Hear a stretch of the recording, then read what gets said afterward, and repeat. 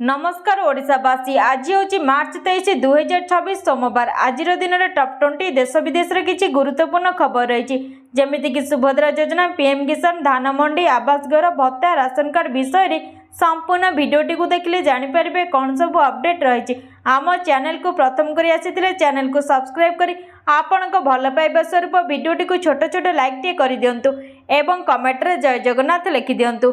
आज प्रथम खबर सकाल स्कूल को नहीं आसिला बड़ खबर। यही दिन सकाल स्कूल हेब, खूब शीघ्र सकाल स्कूल हेब। राज्य में तापमात्रा सह खरा प्रकोप अधिक रहुछि। मार्च रे विभिन्न स्थान में असह्य गरम अनुभव हेउछि। एमिति कि किछि जिल्ला रे तापमात्रा 40 डिग्री छुईलानी। एथिପାଇଁ सरकार सकाल स्कूल पर चिंता करुछन्ति बोली विद्यालय और गणशिक्षा मंत्री नित्यानंद गंड शनिवार गणमाध्यम को सूचना देइछन्ति। से कहते पाणीपाग विभाग आकलन अनुसार आग को खरार प्रकोप असह्य हेब। ग्रीष्म प्रवाह को दृष्टि रखी सकाल स्कूल पर निष्पत्ति नियाजिब। तेबे केबे स्कूल सकाल पाठपढ़ा हेब से नहीं विद्यालय और गणशिक्षा विभाग और विपर्य परिचालन विभाग अधिकारी माने स्थिति को देखि निष्पत्ति नेबे बोली मंत्री कहते। परवर्ती खबर एणिकी 2 मिनिट रे मिलिबा सिलिंडर। बुकिंग करने पूर्व जानतु यह नियम। मध्यप्राच्य में चलुवा संघर्षर प्रभाव एवं सारा भारतर परिवार रोषई घर में पड़ा आरंभ होइछि। जेहेतु भारत यार प्राय 60% एलपीजी आवश्यकता आमदानी करे जोगाण श्रृंखल बाधा सृष्टि होछि, जहाँ गैस जोगाण में बाधा सृष्टि करुछि। गैस परिवहन विलंब, पैनिक बुकिंग सहित गैस सिलिंडर अत्यधिक चाहिदा सृष्टि करिछि। यही असुविधा गुड़िक दूर करने देशर प्रथम एलपीजी एटीएम गुरुग्राम में लॉन्च करा जायछि। यही एलपीजी भेंडिंग मशीन एक मानक एटीएम परि कार्य करे। उल्लेखनीय भाव में यही smart LPG vending machine Bharat petroleum BPCL द्वारा गुरुग्राम सोहना अंचल मध्य सेक्टर 33 रे सेंट्रल पार्क फ्लावर भैली एक पायलट प्रोजेक्ट भाव में स्थापन करा जायछि। यही सुविधा माध्यम आपण मात्र 2 ରୁ 3 मिनिट रे एक गैस सिलिंडर किनि पारिबे। परवर्ती खबर बदल पागर मिजाज। बिजुली घड़घड़ी सह प्रबल वर्षा पवन ऑरेंज वार्निंग जारी कर आज बदल पागर मिजाज। कमिब झड़ा वर्षार प्रभाव, किंतु किछि किछि स्थान रे बिजुली घड़घड़ी सह वर्षा पवन जारी रहिबो। एने पूर्वानुमान करिछि पाणीपाग विभाग। वज्रपात सह झड़ वर्षा ने आज 2 जिला मयूरभंज और बालेश्वर को येलो वार्निंग जारी कर 10 जिला को दि जाइछि येलो चेतावनी। सेसबु जिलार किछि स्थान रे घंटा प्रति 30 ରୁ 40 किलोमीटर और केतेक स्थान रे 50 ରୁ 60 किलोमीटर बेगर पवन बहिबा संभावना रही। आज झड़ा वर्षार प्रभाव कमिब। आज बिजुली घड़घड़ी सह वर्षा पवन ने मयूरभंज और केन्दुझर को येलो वार्निंग जारी होइछि। परवर्ती खबर सहारा पैसा अटकी कि एमानकु मिलिबो अधिक टंका। सहारा रिफंड पोर्टल क्लेम लिमिट को वृद्धि होइछि, जहाँफल अधिक निवेशक सेमानकर टंका फेरस्त पाई आवेदन करें। जदि आपण किंबा आपणक परिवार कौनसी सदस्य सहारा इंडिया योजना टंका फसी रही तेबे आपणक पई आश्वस्ति खबर। सरकार सीआरसीएस सहारा रिफंड पोर्टल क्लेम लिमिट को वृद्धि करिसेंती, जहाँफल अधिक निवेशक सेमानकर टंका फेरस्त पाई आवेदन करें। पूर्वर यह प्रक्रिया केवल छोट निवेशकों पर सीमित थिला, किंतु वर्तमान 10 लाख पर्यंत बालांस थिबा व्यक्ति माने मध्य दाबी करें। यह दीर्घ समय धरी फसी रही निवेशकों पर यथेष्ट आशा आनी। यही सुविधा 4टी समवाय समितिर 10 लाख पर्यंत मोट दाबी थिबा लोकों पर उपलब्ध। नुआ आवेदनकारी माने आवेदन करें एवं जो माने सेमानकर पुराना आवेदन संशोधन करुचंती सेमाने मध्य आवेदन करें। परवर्ती खबर सुभद्रा पंचम किस्ती टंका केबे आसीबो, नोट करंतु तारीख। राज्य सरकार सुभद्रा योजना 4th किस्ती टंका हिताधिकारी खाता को आसी सारी। 4th किस्ती मोट 20,000 टंका पाई सारी 1 कोटी अधिक हिताधिकारी। समस्त योग्य हिताधिकारी निकट में जेभली भाव सुभद्रा पहुंचब से नहीं योजना को क्रियान्वयन करने को लगातार भाव प्रयास करिसेंती सरकार। गत मार्च 8 तारिख अर्थात महिला दिवस अवसर में राज्य में 1 कोटी अधिक हिताधिकारी खाता को आसीथिला सुभद्रा योजना टंका। तेबे पंचम किस्ती टंका केबे आसीबो, केउ माने पाइबे? समस्त योग्य हिताधिकारी निकट में सुभद्रा योजना टंका पहुंचाबे नहीं पूर्वर भी घोषणा कर सारी राज्य सरकार। वर्ष को 2टी किस्ती सुभद्रा टंका पठाउछंती राज्य सरकार। गोटे किस्ती महिला दिवस और अन्यटी राखी पूर्णिमा दिन आसुछि। तेबे आसंता राखी पूर्णिमा सुभद्रा योजना पंचम किस्ती टंका खाता को आसीबो। महिला दिवस रे मिलिथिला 4th किस्ती टंका। एबे नुआ करी आवेदन करिहेब नाही। पोर्टाल भेरिफिकेशन अनुसार 1 कोटी अधिक हिताधिकारी सुभद्रा टंका पाइछन्ति। 4टी जाक किस्ती पाइछन्ति हिताधिकारी। अति सहजरे बुझिबाकु गले आसंता अगस्ट 28 तारिख में पुणी 5,000 टंका लेखाएं पाइबे सुभद्रा हिताधिकारी। परवर्ती खबर राशन कार्ड हिताधिकारी बड़ खबर। एमानकु एप्रिल मिलिबो 3 मासर मागणा राशन।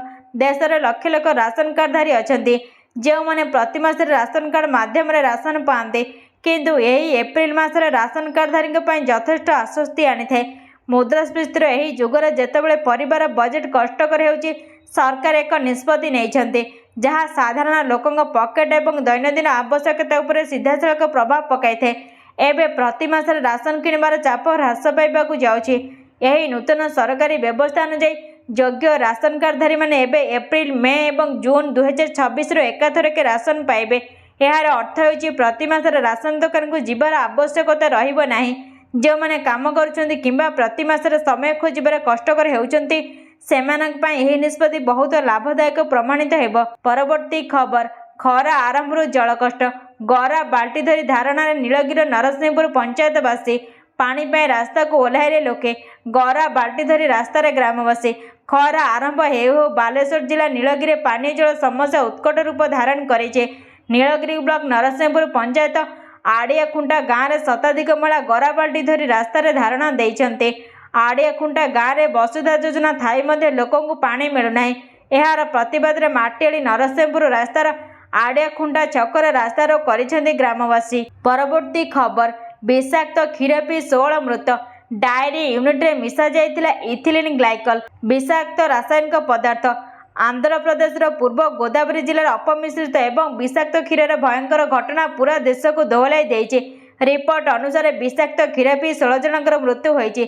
सेभଳି 3 जन एबे भी गुरुतर अवस्था चिकित्सित हेउचन्ते।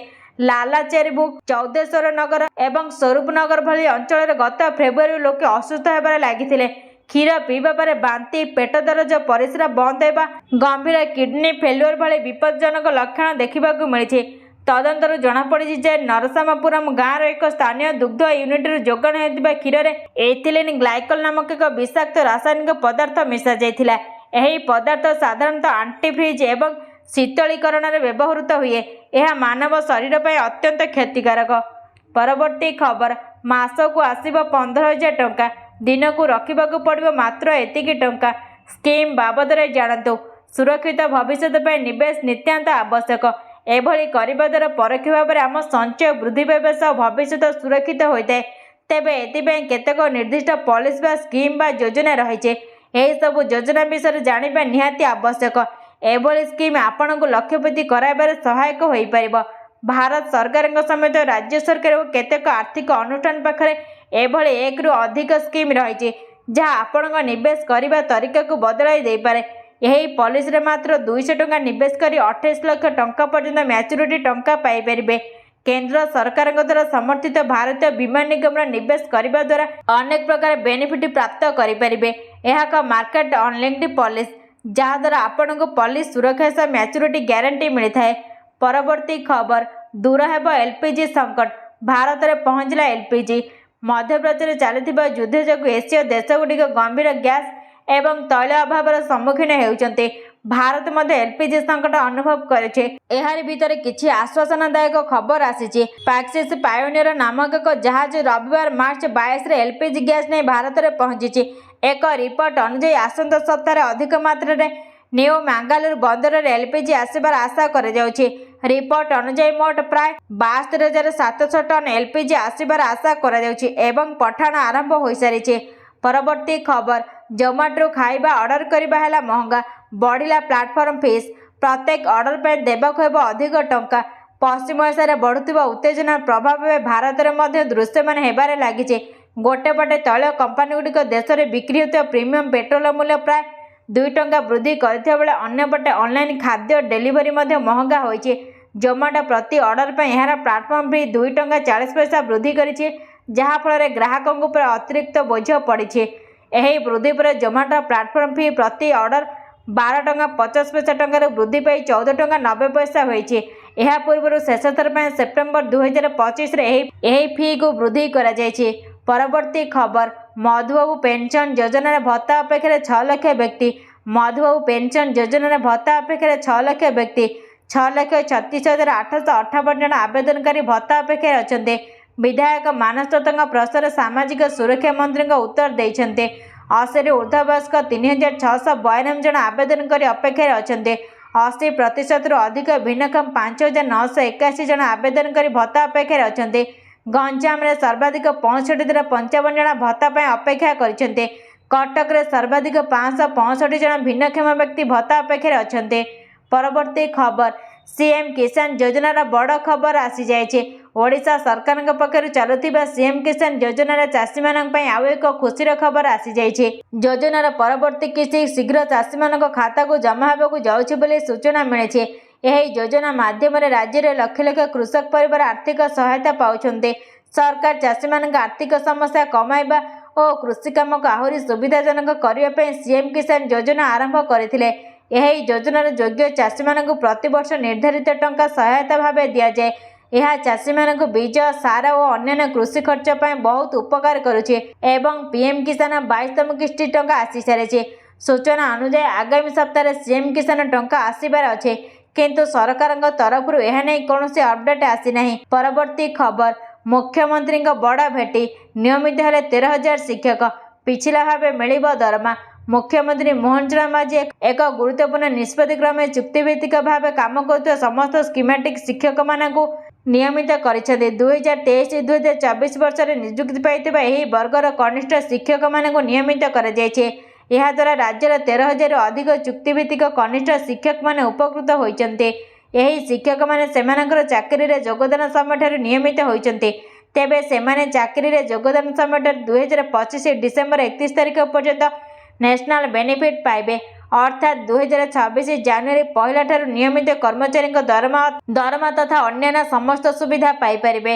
ପରବର୍ତ୍ତୀ ଖବର ମାର୍ଚ୍ଚ 25ରେ ଆରମ୍ଭ ହେବ ରତ୍ନଭଣ୍ଡାର ଗଣତି ମଣତି ପ୍ରକ୍ରିୟା। ଗଣତି ସମୟରେ ହେବ ଭିଡିଓଗ୍ରାଫି ଓ ଫଟୋଗ୍ରାଫି। ମାର୍ଚ୍ଚ 25 ତାରିଖ ବୁଧବାର ଦିନ ହେବ ରତ୍ନଭଣ୍ଡାର ଗଣତି ମଣତି ପ୍ରକ୍ରିୟା। ରତ୍ନଭଣ୍ଡାରରେ ଅଳଙ୍କାର ଗଣତି ମଣତି ପୂର୍ବରୁ ଏକ ଗୁରୁତ୍ୱପୂର୍ଣ୍ଣ ବୈଠକ ଅନୁଷ୍ଠିତ ହୋଇଛି। ମହେନ୍ଦ୍ରବେଳା ମାର୍ଚ୍ଚ 25 ଚୈତ୍ର ଶୁକ୍ଳ ସପ୍ତମୀ ଦିନ 12:09ରୁ 1:45 ମଧ୍ୟରେ ହେବ। ରତ୍ନଭଣ୍ଡାର ଅଳଙ୍କାର ଗଣତି ମଣତିର ଭିଡିଓଗ୍ରାଫି ଓ ଫଟୋଗ୍ରାଫି କରାଯିବ। ଗଣତି ମଣତି ସମୟରେ କେବଳ ପାଳିଆ ସେବାୟତ ହିଁ ଶ୍ରୀମନ୍ଦିରକୁ ଭିତରକୁ ପ୍ରବେଶ କରିବେ। ନୀତିକାନ୍ତିକୁ ଆଖିରେ ରଖି ଗଣତି ମଣତି ପ୍ରକ୍ରିୟା କରାଯିବ। ପରବର୍ତ୍ତୀ ଖବର ବିଇଡି ପ୍ରବେଶିକା ପରୀକ୍ଷା ପାଇଁ 23ରୁ ଆବେଦନ। 2 ବର୍ଷିଆ ବିଇଡି, ବିଏଚଏଡି ଓ ଏମଏଡ ପାଠ୍ୟକ୍ରମରେ ନାମ ଲେଖାଇବା ପାଇଁ ପ୍ରବେଶିକା ପରୀକ୍ଷା ଲାଗି ଉଚ୍ଚଶିକ୍ଷା ବିଭାଗ ପକ୍ଷରୁ ବିଜ୍ଞପ୍ତି ପ୍ରକାଶ ପାଇଛି। ଏଥିପାଇଁ ସୋମବାର ଠାରୁ ଏପ୍ରିଲ 6 ମଧ୍ୟରେ ଆଶାୟୀ ଛାତ୍ରଛାତ୍ରୀ ଆବେଦନ କରିପାରିବେ। ଆବେଦନ ସମୟରେ କୌଣସି ତ୍ରୁଟି ଥିଲେ 7 ତାରିଖରେ ସଂଶୋଧନ କରିପାରିବେ। ଆବେଦନକାରୀଙ୍କ ସମସ୍ତ ତଥ୍ୟ ଓକାକ୍ ପକ୍ଷରୁ 13 ତାରିଖରେ ପରୀକ୍ଷା ପରିଚାଳନା କରୁଥିବା ରାଜ୍ୟ ପ୍ରବରଣ ମଣ୍ଡଳୀ ଏସ୍ଏସ୍ବିକୁ ପ୍ରଦାନ କରାଯିବ। ମେ 27ରେ ଏସ୍ଏସ୍ବି ୱେବସାଇଟରେ ଆଡମିଟ୍ କାର୍ଡ ଉପଲବ୍ଧ ହେବ। ମେ 31ରେ ବିଇଡି ପାଠ୍ୟକ୍ରମ ପାଇଁ ପ୍ରବେଶିକା ପରୀକ୍ଷା ଅନୁଷ୍ଠିତ ହେବ। ସେହିପରି ଜୁନ୍ 3 ବିଏଚଏଡି ଓ ଏମଏଡି ପ୍ରବେଶିକା ପରୀକ୍ଷା ହେବ। ଜୁନ୍ 4ରେ ପ୍ରୋଭିଜନାଲ ଆନ୍ସର କି ପ୍ରକାଶ ପାଇବା ପରେ ଉତ୍ତରକୁ ନେଇ କୌଣସି ଅସନ୍ତୋଷ ଥିଲେ 5ରୁ 7 ତାରିଖ ମଧ୍ୟରେ ଆବେଦନ କରିପାରିବେ। ପରବର୍ତ୍ତୀ ଖବର ପ୍ରଥମ ଦିନରେ 9 କୋଟିର ଚାଲାଣ, 64ଟି ଗାଡ଼ି ଅଟକ ରଖାଯାଇଛି। ରାଜ୍ୟବ୍ୟାପୀ ସଡ଼କ ସୁରକ୍ଷା ଅଭିଯାନ ପ୍ରଥମ ଦିନରେ କଡ଼ାକଡ଼ି ଚେକିଂ ହୋଇଛି। ଗୋଟିଏ ଦିନରେ କଟିଲା 17,831 ଚାଲାଣ। ମୋଟ 9,57,59,504 ଟଙ୍କାର ଜୋରିମାନା ଲାଗୁ ହୋଇଛି। ଏଥିସହ 64ଟି ଗାଡ଼ି ଅଟକ ରଖିଛି ପରିବହନ ବିଭାଗ। ପରିବହନ ମନ୍ତ୍ରୀଙ୍କ ନିର୍ଦ୍ଦେଶରେ କଟକରୁ କୋରାପୁଟ, ବାଲେଶ୍ୱରରୁ ବରଗଡ଼ ଯାଏ ରାଜ୍ୟବ୍ୟାପୀ ଏନ୍ଫୋର୍ସମେଣ୍ଟକୁ କଡ଼ାକଡ଼ି କରାଯାଇଛି। ମାର୍ଚ୍ଚ 31 ଯାଏଁ ଏହି ସ୍ୱତନ୍ତ୍ର ଅଭିଯାନ ଚାଲିବ। କେବଳ ଏନ୍ଫୋର୍ସମେଣ୍ଟ ନୁହେଁ, ଏହି ସମୟରେ ସଡ଼କ ସୁରକ୍ଷା ସଚେତନତା କାର୍ଯ୍ୟକ୍ରମ ମଧ୍ୟ ହାତକୁ ନିଆଯାଇଛି। ପ୍ରଥମ ଦିନରେ ବିଭିନ୍ନ ସ୍ଥାନରେ ଗାଡ଼ି ଚାଳକମାନଙ୍କ ସହ ସଡ଼କ ସୁରକ୍ଷାର ବିଭିନ୍ନ ଦିଗ ବିଷୟରେ ଆଲୋଚନା କରାଯାଇଛି। ପରବର୍ତ୍ତୀ ଖବର ଏଫ୍ଡିଏର ସତର୍କ ବାଣୀ, ଆମାଜନରେ ମିଳୁଥିବା ଏହି ସପ୍ଲିମେଣ୍ଟଠାରୁ ସାବଧାନ, ନେଇଯିବ ଜୀବନ। ଆମେରିକାର ଖାଦ୍ୟ ଏବଂ ଔଷଧ ପ୍ରଶାସନ ଏଫ୍ଡିଏ ପକ୍ଷରୁ 29 ପ୍ରକାର ସପ୍ଲିମେଣ୍ଟ ଉପରେ ଗୁରୁତର ସତର୍କବାଣୀ ଜାରି କରାଯାଇଛି। ଏହି ସପ୍ଲିମେଣ୍ଟଗୁଡ଼ିକୁ ତେଜକୋଟ ରୁଟ୍ କିମ୍ବା ବ୍ରାଜିଲ ସିଡ୍ ନାମରେ ବିକ୍ରି କରାଯାଉଥିଲା, ଯାହାକି ସାଧାରଣତଃ ଓଜନ କମାଇବା ଓ ଆଣ୍ଟି ଅକ୍ସିଡେଣ୍ଟ ପାଇଁ ବ୍ୟବହୃତ ହୁଏ। କିନ୍ତୁ ତଦନ୍ତରେ ପ୍ରକାଶ ପାଇଛି ଯେ ଏହି ପ୍ରୋଜେକ୍ଟମାନେ ୟେଲୋ ଓଲିଆଣ୍ଡର ନାମକ ବିଷାକ୍ତ ଉଦ୍ଭିଦ ମିଶାଯାଇଛି। ଏହି ଉଦ୍ଭିଦ ମେକ୍ସିକୋ ଓ ସେଣ୍ଟ୍ରାଲ ଆମେରିକାରେ ମିଳେ ଏବଂ ଏହା ମାନବ ସ୍ୱାସ୍ଥ୍ୟ ପାଇଁ ଅତ୍ୟନ୍ତ ବିପଜ୍ଜନକ। FDA ଅନୁସାରେ ଏହି ବିଷାକ୍ତ ଉଦ୍ଭିଦର ସେବନ କଲେ ହୃଦୟ, ମସ୍ତିଷ୍କ ଓ ପାଚନ ତନ୍ତ୍ର ଉପରେ ଗୁରୁତର ପ୍ରଭାବ ପଡ଼ିପାରେ। କେତେକ ମାମଲାରେ କାର୍ଡିଆକ୍ ଅରେଷ୍ଟ, ପେଟ ଯନ୍ତ୍ରଣା, ଅସ୍ଥିରତା ଓ ଅନ୍ୟାନ୍ୟ ଗମ୍ଭୀର ଲକ୍ଷଣ ଦେଖାଦେଇପାରେ ଯାହା ଜୀବନ ପାଇଁ ମରଣାତ୍ମକ ହୋଇପାରେ। ପରବର୍ତ୍ତୀ ଖବର, IPLକୁ ଆହତ ଆଟକ, 6 ଖେଳାଳି ପୂରା ଟୁର୍ଣ୍ଣାମେଣ୍ଟ ଆଉଟ୍, ଖେଳି ନ ପାରନ୍ତି 9 ଖେଳାଳି। ଭାରତୀୟ cricketer Mahakumbh Indian premier league 2026 ଆରମ୍ଭ ହେବାକୁ ଆଉ ମାତ୍ର କିଛି ଦିନ ବାକି ଅଛି। କିନ୍ତୁ ପଡ଼ିଆରେ ପ୍ରଥମ ବଲ୍ ପଡ଼ିବା ପୂର୍ବରୁ ହିଁ ଅନେକ ଫ୍ରାଞ୍ଚାଇଜି ପାଇଁ ଚିନ୍ତାଜନକ ଖବର ସାମ୍ନାକୁ ଆସିଛି। ଚଳିତ ସିଜିନ୍ରେ ଅନେକ ପ୍ରତିଷ୍ଠିତ ଏବଂ ଷ୍ଟାର ଖେଳାଳି ବିଭିନ୍ନ କାରଣରୁ ଟୁର୍ଣ୍ଣାମେଣ୍ଟରୁ ବାହାରି ଯାଇଥିବା ବେଳେ ଏହା ଦଳଗୁଡ଼ିକର ରଣନୀତିକୁ ସମ୍ପୂର୍ଣ୍ଣ ବିଗାଡ଼ି ଦେଇଛି। IPL 2026ରୁ ଏପର୍ଯ୍ୟନ୍ତ 7 ଜଣ ଖେଳାଳି ସମ୍ପୂର୍ଣ୍ଣ ଭାବେ ବାହାର ହୋଇସାରିଛନ୍ତି। ଏହି ଖେଳାଳିମାନଙ୍କ ମଧ୍ୟରେ କିଛି ଅଭିଜ୍ଞ ଅନ୍ତର୍ଜାତୀୟ ଖେଳାଳି ରହିଛନ୍ତି ଯେଉଁମାନେ ନିଜ ଦଳ ପାଇଁ ମ୍ୟାଚ୍ ୱିନର ଭାବେ ଜଣାଶୁଣା। ଆହତ ସମସ୍ୟା, ଫିଟନେସ୍ ଏବଂ କିଛି ବ୍ୟକ୍ତିଗତ କାରଣ ଯୋଗୁଁ ସେମାନେ ଏହି ବଡ଼ ଟୁର୍ଣ୍ଣାମେଣ୍ଟରୁ ଦୂରେଇ ରହିଛନ୍ତି। ପରବର୍ତ୍ତୀ ଖବର, ଓଡ଼ିଶା ଅଣ୍ଡାରେ ରହିବ ଏକ୍ସପାୟରି ଡେଟ୍, ଭଲ ଓ ଖରାପ ଅଣ୍ଡା ଜଣାପଡ଼ିବ। ଖୁବ୍ ଶୀଘ୍ର ସରକାରଙ୍କୁ ପ୍ରସ୍ତାବ ଦେବ ବିଭାଗ।